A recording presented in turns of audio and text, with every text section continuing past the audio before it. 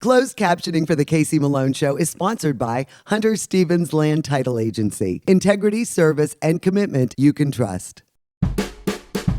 Oh yeah, Casey Malone is serving up local. It's time for the stories of our region, the tastes, the sights, the sounds, and the people in and around the valley. Get ready for some local flavor on the Casey Malone Show. Today it's the Fedora Open in honor of Mickey Soroka. And then I'm rolling on the river with the Friends of the Mahoning River. But first, the Tyler History Center's exhibit, How the River Shaped the Valley. You really must pay a visit to the Tyler History Center. Their permanent collection is a fascinating look at every aspect of life in the Mahoning Valley. Early settlers, industry, ethnic culture, media, sports, entertainment, and commerce. It's like going through the valley's time capsule from hundreds of years ago to modern history. A current exhibit running through September 15th is On the Banks of the Mahoning, How the River Shaped the Valley. The river has a great history and an exciting future. Well, we're back with the Executive Director of the Mahoning Valley Historical Society, Bill Lawson, and this exhibit is very timely, don't you think, right now? Oh, I think so. Sure. So much attention is being paid to the river. Yes. Now that, the cleanup is taking place, and it's now going right through our entertainment district. That's right, and we have new attractions on the river with the amphitheater here in Youngstown, and then there's one in Warren too that's been operating for a number of years. So it's really encouraging that we can bring people back to the river proper. It goes from what? It starts in Columbiana? The East Branch starts in Columbiana near Hanoverton, and the West Branch starts in Ravenna, and those two branches come together right outside of Newton Falls. And then it travels northeast at Levertsburg and then turns and goes at a diagonal through Warren, Niles, Girard, and into Youngstown, and then Struthers, Camel, and Lowellville, and into Pennsylvania. So actually our history begins, going way back with the Native Americans. About 12,000 years back, yes. And you have a lot of this prehistoric, but where would you even get these kind of artifacts? Well, I'll tell you. And first of all, this exhibit has both collections from the Mahoning Valley Historical Society, but also the Trumbull County Historical Society. So it's a joint effort between the two institutions. But as I mentioned, after the last ice age, which the glaciers receded about 12,000 years ago, people started moving in here. And first they were hunters and gatherers, and then later they started doing some farming, agriculture, livestock, and then became much more advanced in the 16th, 17th, and 18th centuries, and that's about the time that the native people started interacting with Europeans and Americans from the East Coast. So we're going back now to really the Northwest Ordinance. Well, that preceded everything. That was 1787, where the United States set aside all the territory from the Pennsylvania line to the Great Lakes to the Ohio River as the Northwest Territory. And after that, they began planning to have people settle there. And of course, we being right on the Pennsylvania line, this part of Ohio is really a gateway for settlers who are moving through into the Midwest states, the Great Lakes states. And of course, our early settlements, Youngstown and Warren in particular, started in 1797 and 1798. So this brings us to like the 1800s into the mid-1800s. Correct, and this is the early settlement time. There are some industries starting out, but most people are engaged either in a trade or in agriculture, farming on their land. And so these artifacts really speak to that period. You have certain things like a little candle holder there with a point on it, which that goes back to the earliest times of log cabins, where you would take the point of that and just stick it in between your logs and hold it in place. Iron industry started here in the Mahoning Valley in 1803 when Daniel and James Heaton built and opened the Hopewell furnace, which was on Yellow Creek, and then at that time it was Poland Township, later as part of the city of Struthers. And it was the first attempt to make molten iron and then to cast it into tools and things that people could use around here, such as kettles and skillets and axe heads and anything like that. Now this is when we're talking the real industrial age with the steel mills and that. Yeah, well, it's a different eras going on here. You have this iron skillet that was made at the Hopewell Furnace site in Yellow Creek. You can see it's a little rough. We have some wonderful artifacts from Trumbull County here, the lunch pail and the gloves, which were made in Warren by the A.M. Ingersoll Company, and then the Renner beer bottles that we see here. I love this. I love it too. It's a great, great document. It's a great piece of art. You had, in the late 19th and early part of the 20th century, panoramic photographers, and they had special cameras that would actually create this very wide format. And how they did it is the camera was on a swivel and it would move in exact increments and shoot frame, frame, frame. And then back in the lab, they developed and merged them together into one print. I mean, that's pretty sophisticated. But you know, your naked eye or no camera lens could create this wide of an aspect. And so that's what we have here, which really is a great document showing Youngstown and downtown Youngstown in 1912. So the 1913 flood. Yes. What part of the river was really, and what part of the city was flooded out? Well, all of the river was affected because you had this freak rainstorm that lasted 4 to 5 days and just dumped inches of rain. This was in March of 1913. And so a lot of places were affected, but once you got to the lower Mahoning River Valley, which would be from Warren on down through Youngstown and over into Pennsylvania, that's where, with all the tributary streams, that the water really congealed and brought it up to historic levels.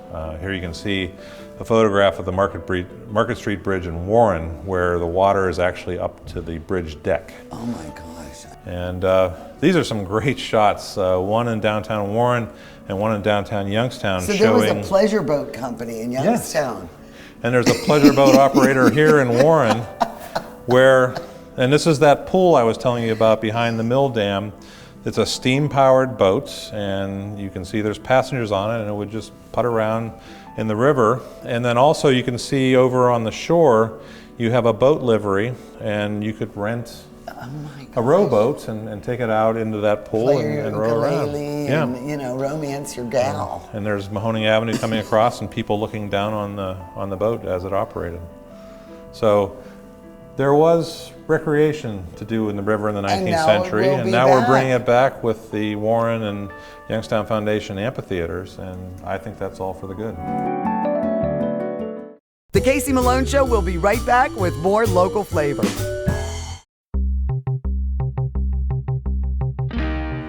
Well, we are here at the Magic Tree Pub and Eatery, and I am with Rude the Dude, and let me tell you, there is no place I'd rather be than this patio. It is beautiful. Sunday Fun Day is every day. Well, yeah, Casey, winter's almost over, so the patio season is coming. We have one of the biggest patios in Boardman. Every Saturday, live entertainment. Other special events that we do, we have a car cruise every Wednesday, taking up the whole lot. It's a great event, a lot of beautiful cars. Our farm-to-table menu, we still support local ingredients, local products, meat and cheese local. We also have our happy hour, Monday through Friday, half off all 41 craft beers on tap. And a lot of local beers and tons there of local too. beer, tons of local beers. But it's just a great time to come out and enjoy Magic Tree. The living is easy at the Magic Tree Pub and Eatery. Cheers.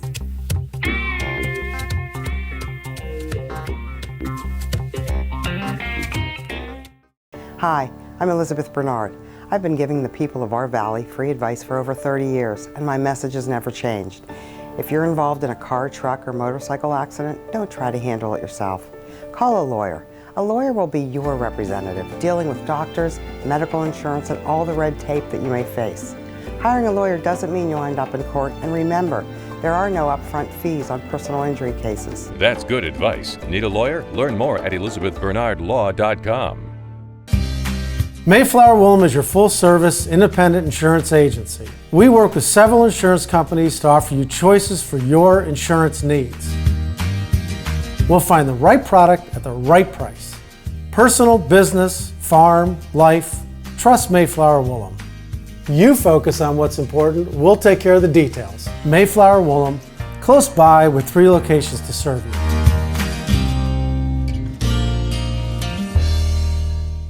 Woolley Brothers has a great choice of quality cheeses. We use our relationship with Old World Houses to specially select the product and then have it custom cut and packaged by our own local artisans. At Woolley Brothers Market, our family is in the store.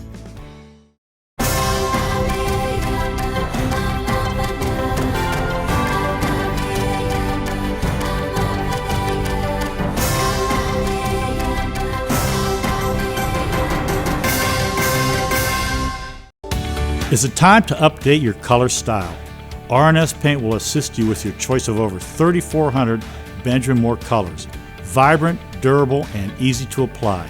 Be current, be stylish. Shop R&S Paint.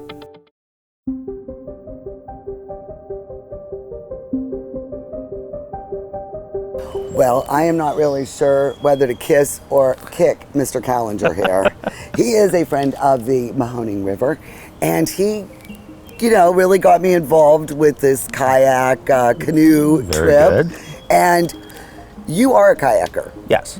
And how long have you been involved with this organization? With the organization, better part of a year, and it's been a nice little ride in so many ways.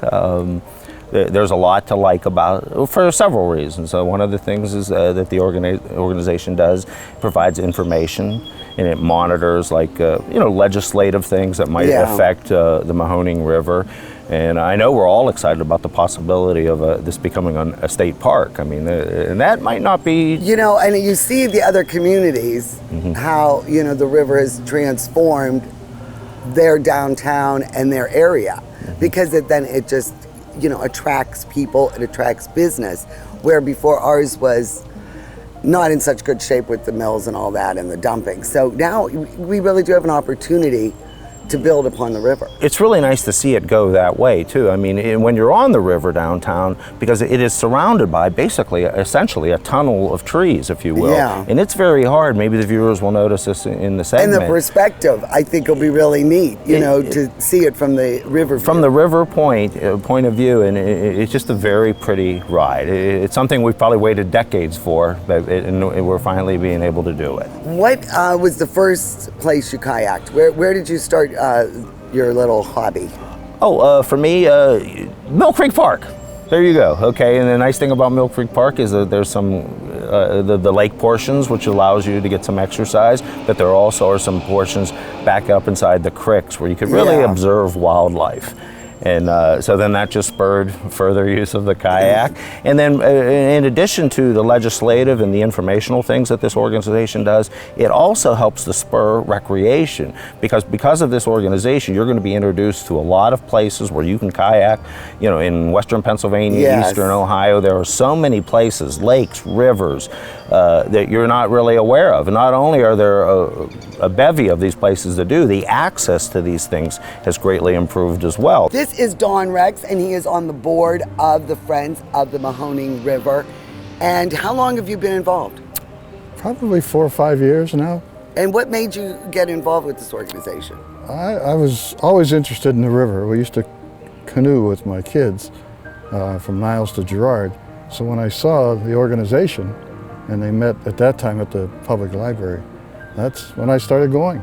So haven't stopped. Canoed for many years on the river? Yeah, occasionally, not regularly, but I used to take family members from Niles to Girard, which is a very easy paddle. It is, and they have the launches and that there, Yes. or would you just kind of rough it and jump in and jump out? They have spots, but they're primitive. Are you seeing progress?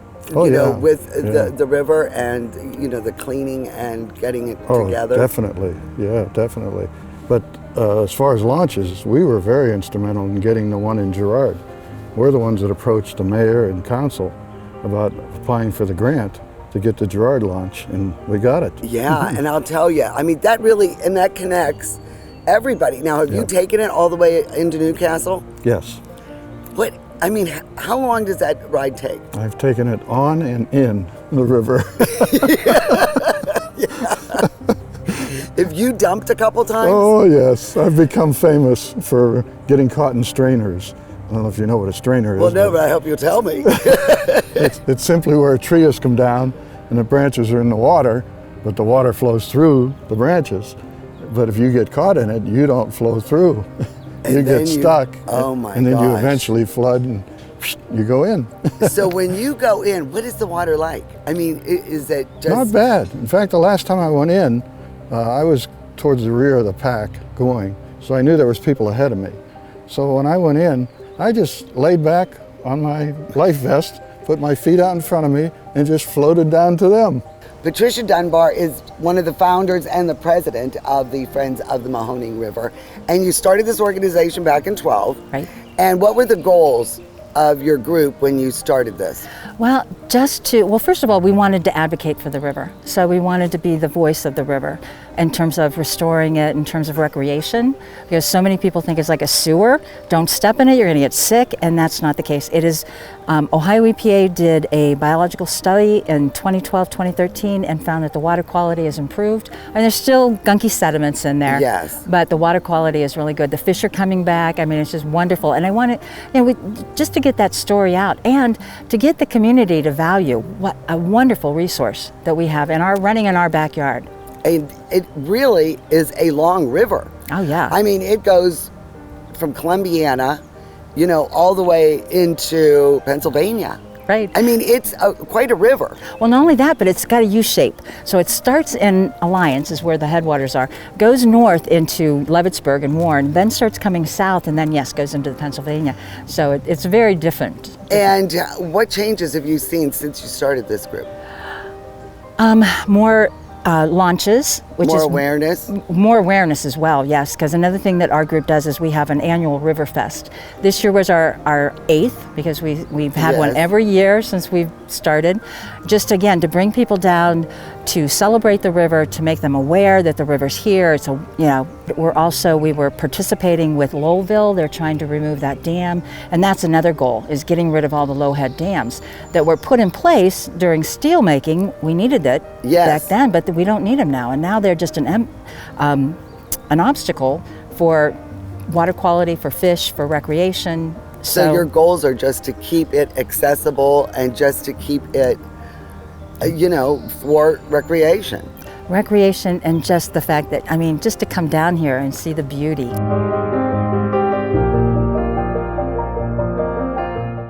The Casey Malone Show will be right back with more local flavor. To own a business where your name's on the window can be pretty cool. That's my family. My name is Danny Catullo, and I'm the owner of Catullo Prime Meats. My grandfather started the business in 1962. I was able to take our old style butcher shop and bring it out to the new age using e-commerce to get our products to more customers. When we started shipping, there was not a ton of information out there. That's where we really worked with FedEx so they could be able to help us with our perishable shipping. We were taking on new purchases that we never had to make before. Boxes, coolers, ice packs, anything that was involved around shipping. So we can no longer do this with the cash that we had on hand. So because of the Plum Card from American Express and all of its benefits, it was a natural fit to help grow our business. And when someone calls and lets you know that you made their dinner, that's satisfaction that you can't get anywhere else.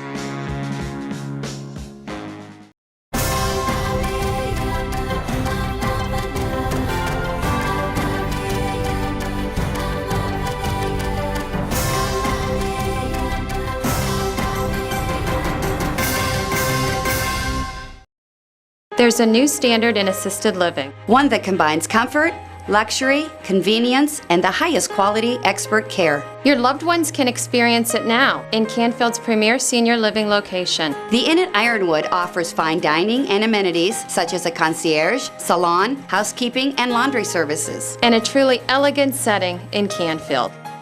Call us for more information or visit us and take a tour. The Inn at Ironwood, Canfield's premier senior living location. Ruley Brothers is way ahead of the competition. Check out Ruley Spice World, where you can buy bulk herbs and spices, plus candies, nuts, and fillings for pennies on the dollar. At Ruley Brothers Market, our family is in the store.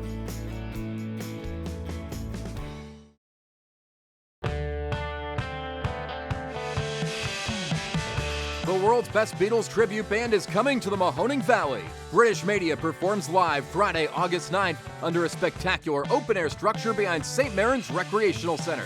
General admission tickets can be purchased online for just $65, including dinner and parking. Doors open at 6 p.m. and British Mania goes on at 7:30. Join us for an unforgettable evening of fine food and top-notch entertainment. I personally feel that Forever Mark is the best because only 1% of diamonds can even become a Forever Mark diamond. Diamonds take millions of years to be formed in the ground, and it's not very pretty. Once you get to that inner core of the diamond, it really can give beauty and light. Forever Mark goes beyond the technical qualities of the 4 Cs. They hand-pick diamonds that are truly beautiful. Get real, get Kamara. Well, Steve is taking part in the Fedora Open, and Mickey was a teacher of yours? A teacher and a coach. And you attended Camel? Yes, ma'am. So he always wore a fedora? Yes, he did. And why do you come out every year and participate in this to honor him? Great guy, great event. Well, Denise is Mickey's sister, and you come every year for this golf outing. And I mean, look at the impact that Mickey has had on so many people's lives. It's been amazing. Like I said, I never started this on my own. This was something that other people came to me and said, hey, we'd like to do this. And we want it to be permanent. We want it to be a endowed situation. So that's what we've been working towards, is to put something together that will go on in perpetuity.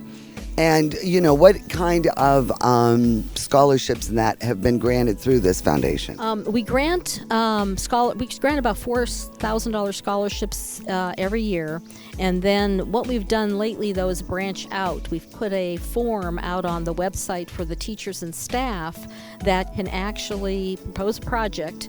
And then the board evaluates it and then approves it, and most of them get approved. We don't just do scholarships. We wanted to make sure that a lot of students have the opportunity to benefit from what Mickey would have loved to have seen happen. I mean, so many people have such a connection with him as a teacher.